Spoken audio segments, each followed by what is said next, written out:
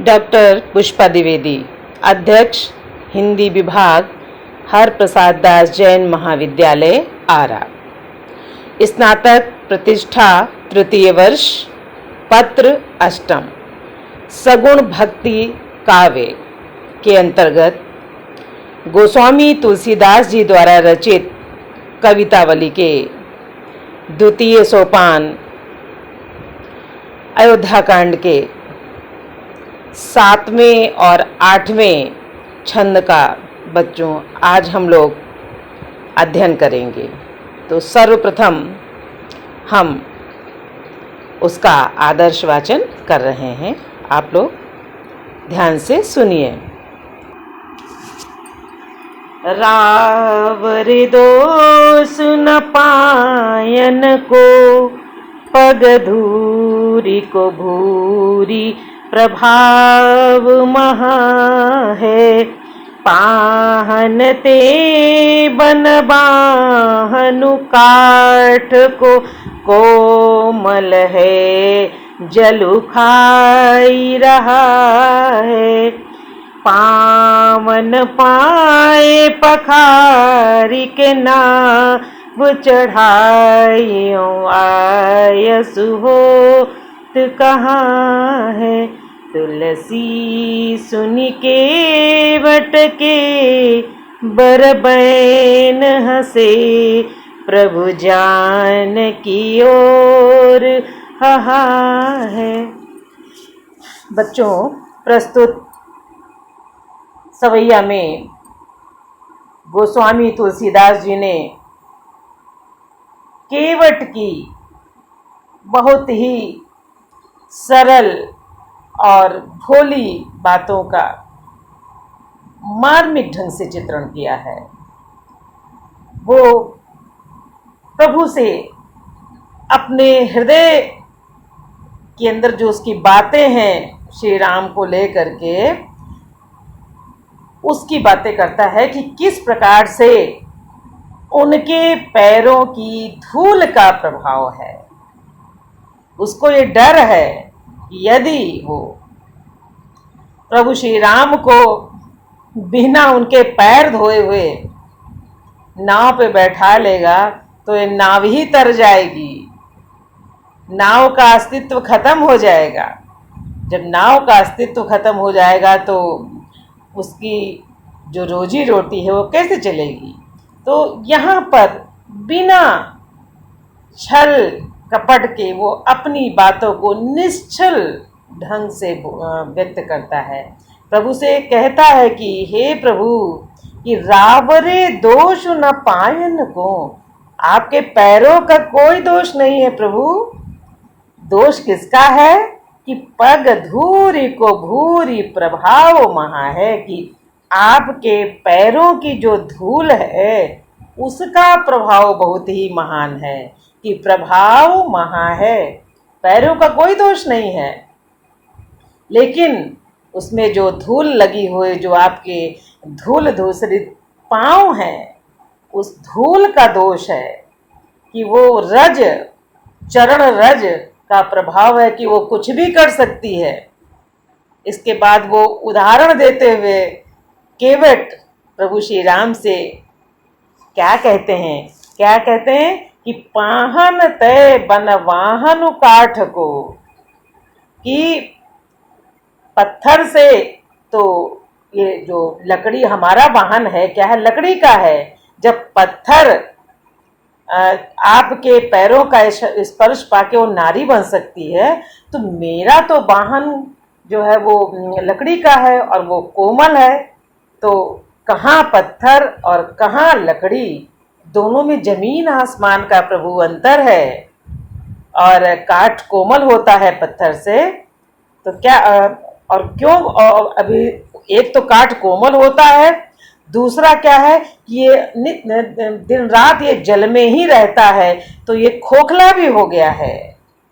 जल ने इसको नीचे से खोखला कर दिया, अर्थात लकड़ी जो है वो होता ना कि वो मटमैली हो जाती है, सड़ जाती है, जो पूरे समय जल में रहती है। तो कहते हैं कि पाहन ते बन बाहन, कहते पहाड़ से, पत्थर से पत्थर से तो कोमल मेरा जो है वो ये लकड़ी है, और लकड़ी कैसी है, कोमल होती है। अब उसमें वहां पर यहाँ पर उन्होंने लकड़ी और पत्थर की जो है तुलना करते हुए वो अपनी बात को स्पष्ट करते हैं। इसलिए जो है वो जल में दिन रात रहने के कारण ये खोखली भी हो गई है। फिर कहते हैं कि और क्या जो है वो समस्या है उनके सामने, उनको बैठाने के लिए, अपने नाव में बैठाने के लिए। अब देखिए यहाँ पर किस तरीके से प्रभु श्री राम एक मानव के रूप में उनके सामने हैं कि पावन पाए पखारी के नाव चढ़ाइयों। हे प्रभु, मैं आपके इन पवित्र पैरों को पखारना धोना, बिना धोए हुए मैं नाव में नहीं चढ़ाऊंगा। हाँ, मुझे आपको पार उतारने में मेरे साथ कोई परेशानी नहीं, कोई समस्या नहीं, लेकिन बस समस्या तो ये है कि हम आपके पावन पैर, कैसे पावन पाए पखारी, कि आपके पवित्र पैरों को धो करके, पखारना माने धोना, धो करके ही नाव पे मैं आपको चढ़ाऊंगा, ये मेरी शर्त है। तो हे प्रभु, हमारे साथ यही धर्म संकट है कि आपकी जो पैरों की जो धूल है उसका इतना प्रभाव है, तो उस प्रभाव से मुझे बहुत डर लगता है।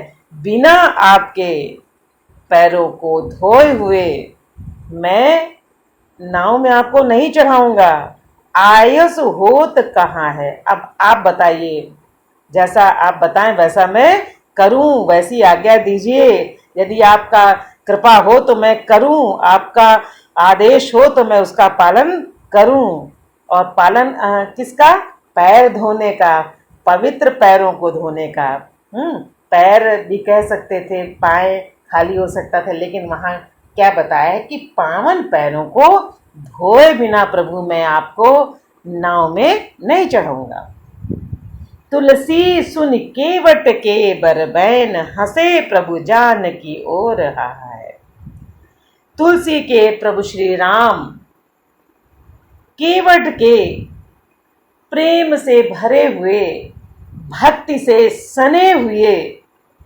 सनी हुई बातों को सुन करके, उसके हृदय के इन उद्गारों को सुन करके वो जानकी की ओर देखते हैं और बिल्कुल खिलखिला करके हंसते हैं। क्या है?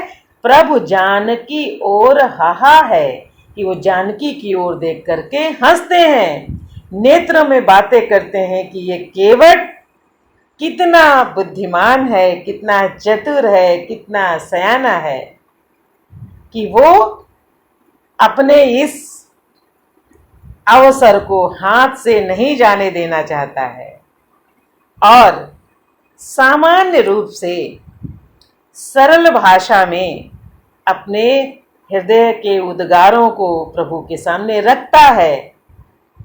उसकी हार्दिक इच्छा है कि प्रभु को तो पार ले जाना ही है। जो दुनिया को पार उतारते हैं, इस संसार रूपी समुद्र से जो तारने वाले हैं, उसको उतारने की बात वो सब समझता है, लेकिन अपनी बात को प्रभु के सामने रखता है। उसके अंदर कहीं कोई झिझक नहीं, कोई डर नहीं, और वो भक्ति से बिल्कुल सराबोर है। उसके अंदर प्रभु की भक्ति हिलोरे मार रही है, और वो किसी भी हालत में, उसने कहा ना कि कभी कभी हम लोग कोई बात कहते और ये कहते हैं कि नहीं ऐसा ही होना है, ये ऐसा ही होगा, तो उसने कहा नहीं प्रभु, अगर आपको पैर धुलवा के चरण के पखारने का आप हमको अवसर देंगे तब तो मैं बैठाऊंगा, नहीं तो भाई मेरे बस की बात नहीं है, मैं आपको अपनी नाव में नहीं बैठा पाऊंगा। उसके अंदर लोग डरते हैं कि भाई मैं कैसे, किससे बातें कर रहा हूँ, क्या कर रहा हूँ, लेकिन जहाँ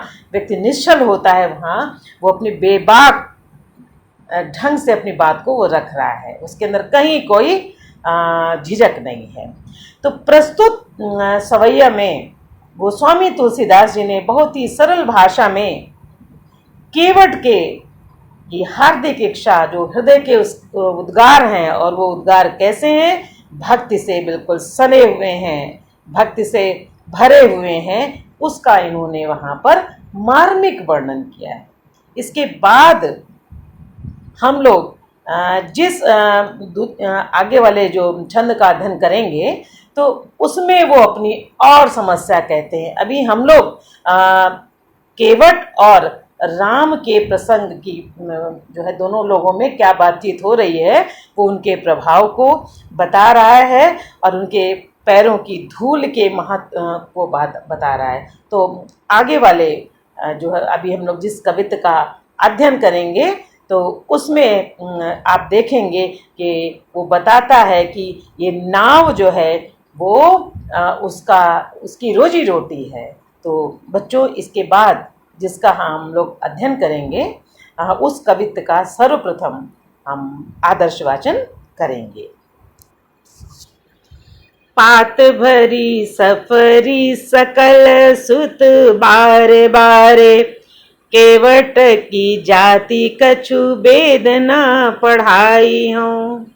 सब परिवार मेरो यही लागी राजा जू, हाँ दीन वित्तहीन कैसे दूसरी गढ़ाई हो। गौतम की घरनी ज्यों तरनी तरगी मेरी, प्रभु सो निषादु होए के बादु ना बढ़ाई हूँ। तुलसी के इस राम रावरे सो साची कहूँ, बिना पग धोए नाथ नाव ना चढ़ाई हूँ। गोस्वामी तुलसीदास जी ने केवट की प्रेम से भरी हुई बातों का बहुत ही सुंदर ढंग से चित्रण किया है। केवट श्री राम से अपने हृदय के अंदर जो उसके अंदर जो एक भाव उठ रहे हैं उसको कहता है कि पात भरी सफरी सकल सुत बारे बारे, कि हमारे घर में पत्तल भर मछली के सिवा और कुछ नहीं है। वो कहता है कि ये जो नाव है यही मेरे एकमात्र भोजन का सहारा है। यही इसी से मैं जाता हूँ और बीच धारा से छोटी छोटी मछलियों को पकड़ कर लाता हूँ जो मेरे बच्चों का भोजन है।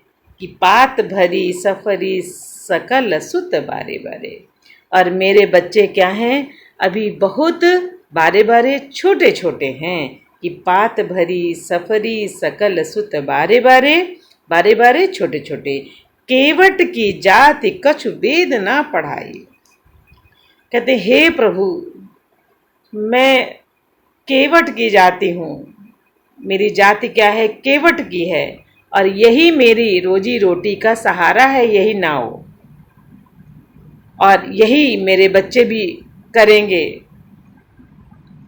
तो मैं इनको वेद तो पढ़ाने के लिए कहीं जाऊंगा नहीं, कहीं इनको स्कूली शिक्षा तो दूंगा नहीं, और आपके चरणों की धूल का इतना प्रभाव है कि उसके स्पर्श से पत्थर जब नारी का रूप ले लेती है, अर्थात अहिल्या नारी के रूप में बदल गई, तो आपके चरणों का कमाल तो बहुत बड़ा है ना। और मेरी अगर इस नाव के साथ में हो गया, नौका के साथ में कुछ आपके चरणों ने कमाल दिखाया तो क्या होगा। तो हे प्रभु सबसे पहले मैं आपके पैर को धोऊंगा, धोने के बाद उन चरण की जो धूल है उसको मैं पीऊँगा, और यदि मेरे साथ कुछ ऐसा नहीं होता है, कुछ प्रभाव नहीं पड़ता,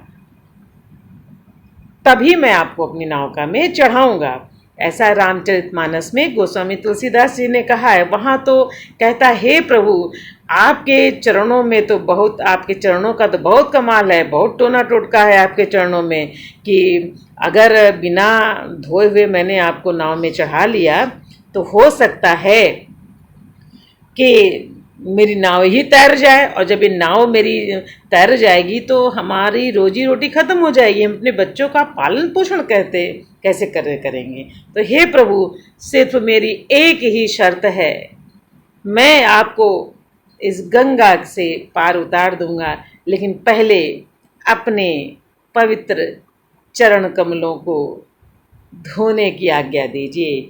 केवट की जात कुछ वेद न पढ़ाइयों।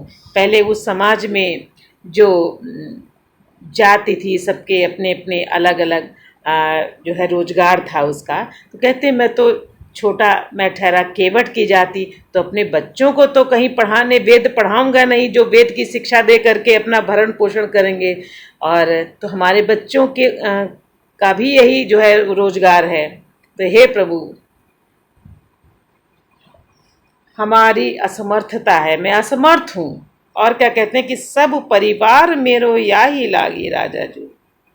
कहते हैं कि मेरे पूरे परिवार का भरण पोषण हे राजा प्रभु श्री राम इसी से होता है।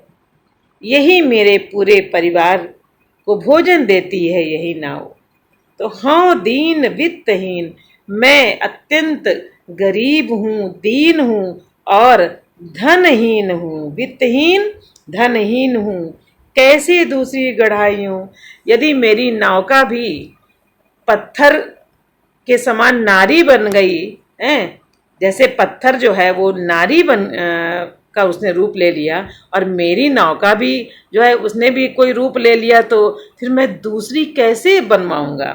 मेरे पास तो इतना धन ही नहीं है, तो बहुत गड़बड़ बात है।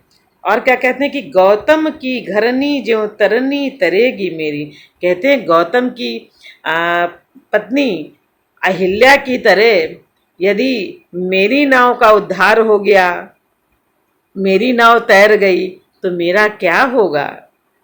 और क्या कहते हैं अपनी बात कि प्रभु सो निषाद हैं के बाद ना बढ़ाइयो। हे प्रभु, मैं तो केवट हूँ, मैं आपसे क्या अपनी जो है वो बात बढ़ाऊं। अर्थात आपसे तो मैं लड़ाई भी नहीं कर सकता हूँ। यदि आप मेरी नौका के साथ में ऐसा आपने कर दिया, या आपके चरणों की धूल ने ऐसा कुछ प्रभाव दिखा दिया, तो मैं तो आपसे लड़ाई भी नहीं कर पाऊंगा, क्योंकि मैं क्या हूँ, मैं तो बहुत ही गरीब हूँ, वित्तहीन हूँ, और मेरी जाति भी केवट है। तो मैं तो आपसे लड़ाई भी नहीं कर पाऊंगा कि मैं कहूँगा कि नहीं, आप मुझे दूसरी नाव ला के दीजिए। फिर क्या कहते हैं कि तुलसी के ईस राम राव रे से साचे कहूँ।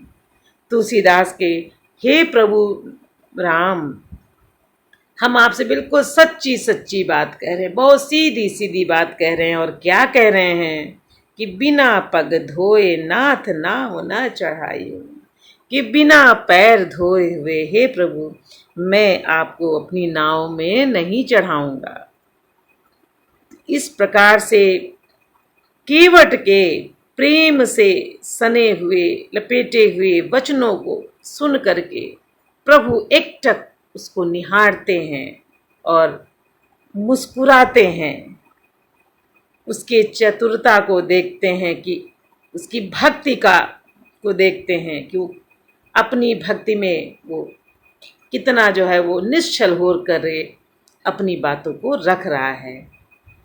रामचरितमानस में भी उन्होंने यही कहा है कि उसने वहां तो उसने सीधे सीधे कह दे कि हे प्रभु, हे राजा राम, आप तो सबको तारने वाले हैं, तो मैं जब तक आपके चरण कमलों को धो करके पीऊंगा नहीं, तब तक मैं आपको गंगा से पार नहीं उतारूंगा। और आप, ये मेरी शर्त है, आप जैसा बताइए, जैसा आदेश दीजिए, कहते बताइए, जैसा आप कहेंगे वैसा मैं करूंगा, लेकिन मेरी तो एक शर्त है, हे प्रभु, कोई बात नहीं मानूंगा, कुछ नहीं सुनूंगा।